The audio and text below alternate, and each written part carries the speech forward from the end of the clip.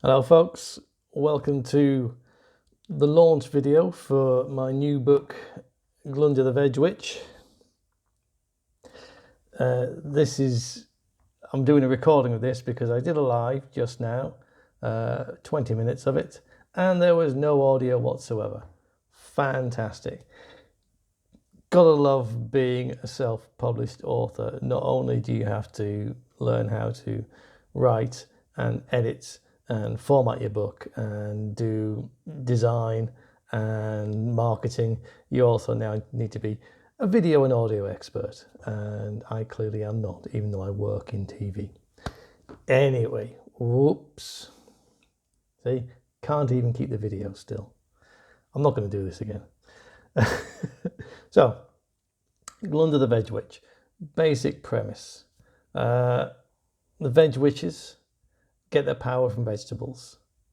The Droop mages get their power from fruit. The two factions are strongest at different times of the year, and so the seasons keep them apart. Then someone goes and invents the greenhouse. That's when all hell breaks loose. So, it's a cozy fantasy. It's just a nice, simple little story. Nothing offensive. It's kind of YA. But in the same way as like any Discworld novel is, they're written for adults, but YA accessible, young adult accessible. It's not childish. It's got young heroes, but hey, what's wrong with that? So I'm going to do a little reading of the prologue into the first chapter. We're going to meet one of the three main characters, Glunda, Aylar Reeve, and Clum the farm boy. And yeah. So, beginning at the beginning, I'll have a little sip of bubbly first. This is actually Lucasade. Glunda the Veg Witch. Prologue.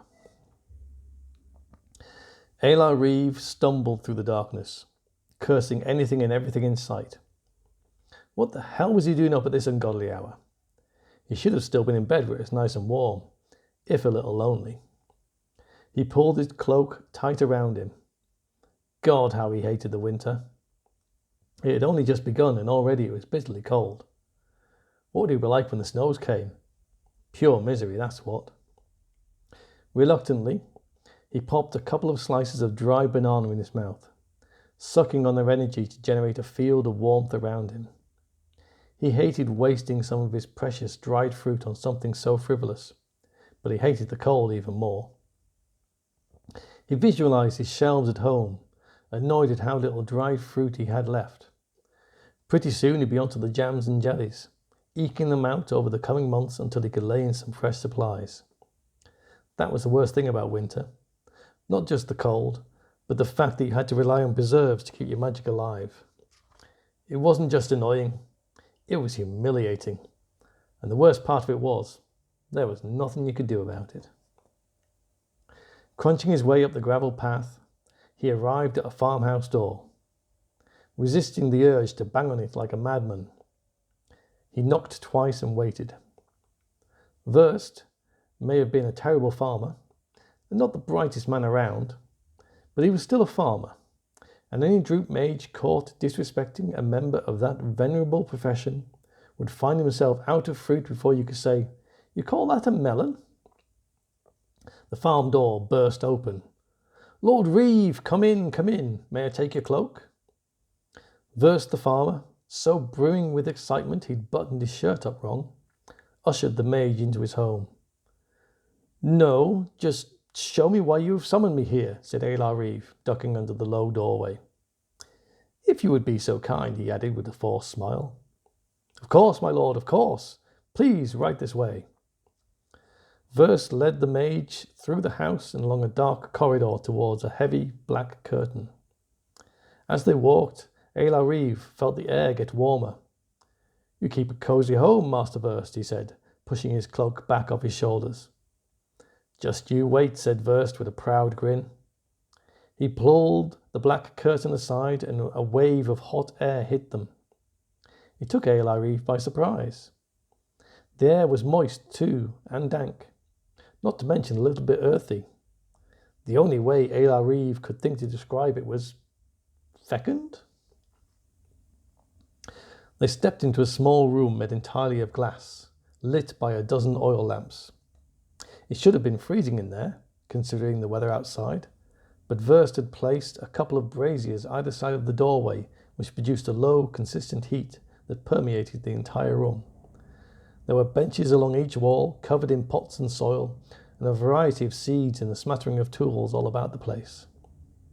In the centre of the room sat a small tree in a large clay pot, barely more than a sapling, lush, green, and brimming with life. "What's this?"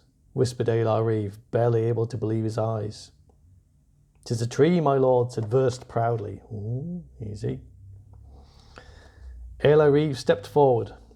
He touched the tree with great reverence. "But how did you make it so green?" Wurst shrugged. "'Tis just a question of having the right conditions, my lord. Once you can do that, you can do anything." "And will it fruit, do you think, given the right conditions?" With a grin, Wurst beckoned the mage round the other side of the tree. There, in all its glory, hung a single, glorious, juicy golden pear. Ayla Reeve cried out in astonishment. "Would you like to be the first to try it, my lord?" Wurst gestured towards the fruit. Ayla Reeve nodded dumbly. Reaching out a trembling hand, he plucked the pear from its branch, feeling its power as he took a hesitant bite. Its juices ran down his chin as he pierced its soft golden flesh. Immediately, he felt the magic course through him, the pear's energy welling up inside him as he swallowed its sweet nectar.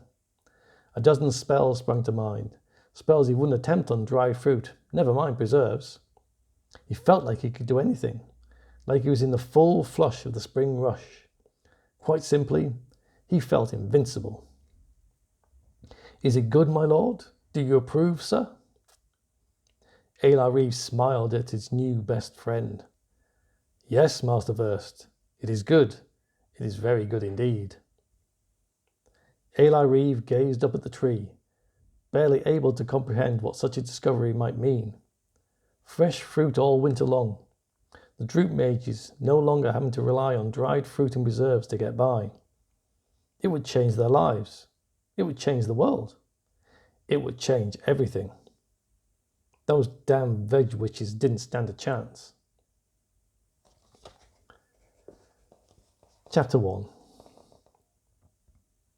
Glunda knew it was unseemly for a witch to be giddy with excitement, but she couldn't help herself. Today was a big day. She'd been pottering around her little witchy hovel all morning trying to keep busy.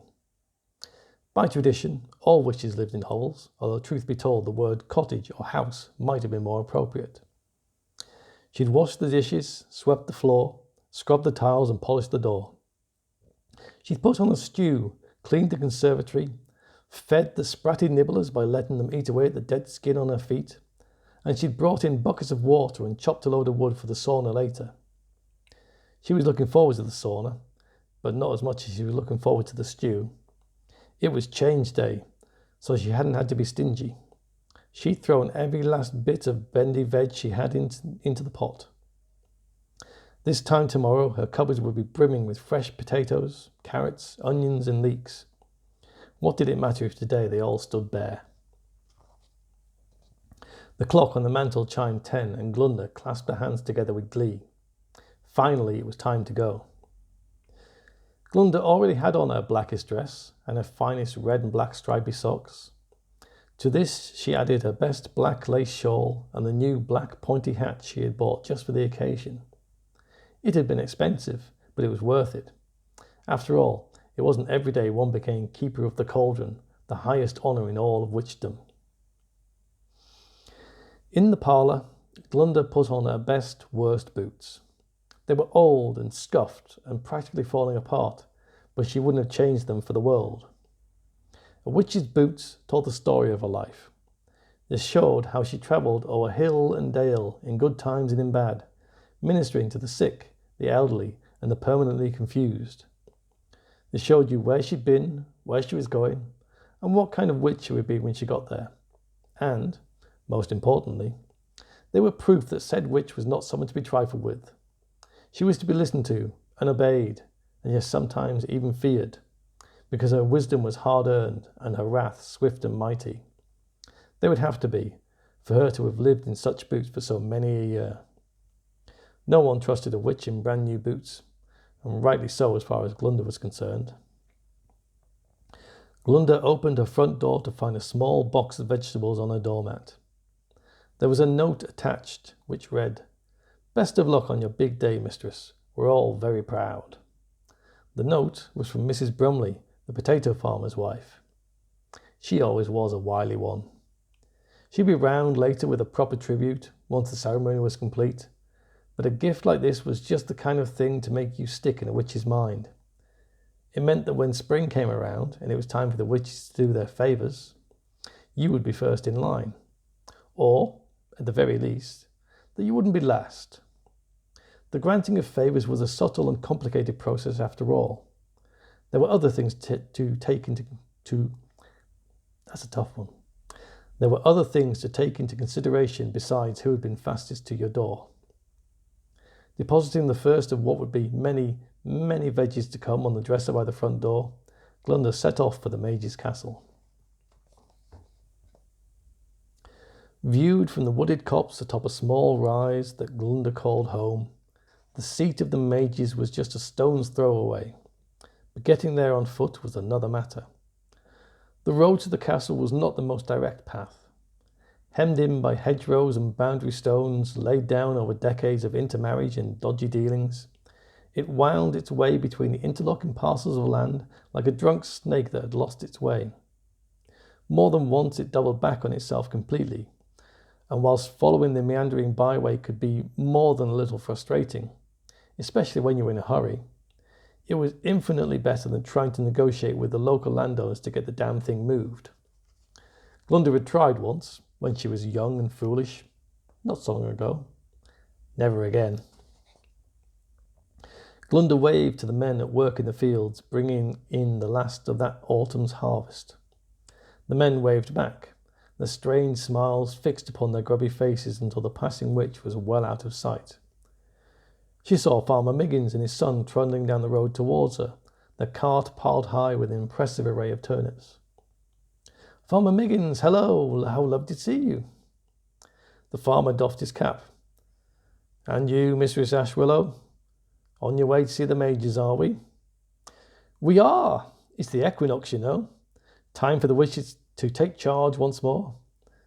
"Aye, so it is," Farmer Miggins spat over the side of his cart.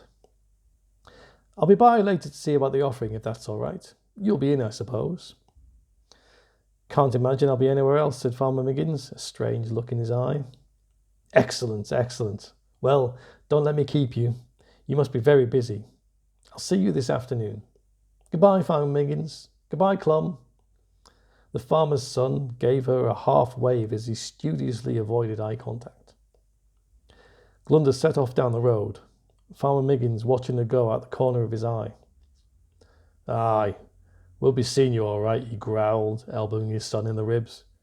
"What do you say, lad? Reckon she'll like the offering when she comes?" "I dunno, Dad," mumbled his son, eyes firmly fixed upon the ground. His father laughed and cracked his whip, sending their cart lurching off down the road. So, that's the start of Glunda the Veg Witch. If you like, that's Glunda. Had a little bit of character art done for the title page. Really pleased with how it's turned out. Glunda is a practical witch with practical boots and practical way of thinking. I'm really proud of this book. I think it's turned out really well. It's one of the more complicated ones I've done. As I was saying, you learn to do everything when you're self-publishing. So like even because the seasons are so important, I have little images at the top of the chapters, so like that's autumn, obviously. As well, instead of just normal scene breaks, I've made one that's, you can see that, little pumpkins, little row of pumpkins, little touches that just make it special, to me at least. And if you buy the book, you get a free recipe in the back. I've come up with a recipe for Glunda's bendy veg soup, as it says, which I stand by that recipe. I made it up myself, but I've spent a lot of time cooking in yoga ashrams for lots of very picky yogis. So, anyway, out now.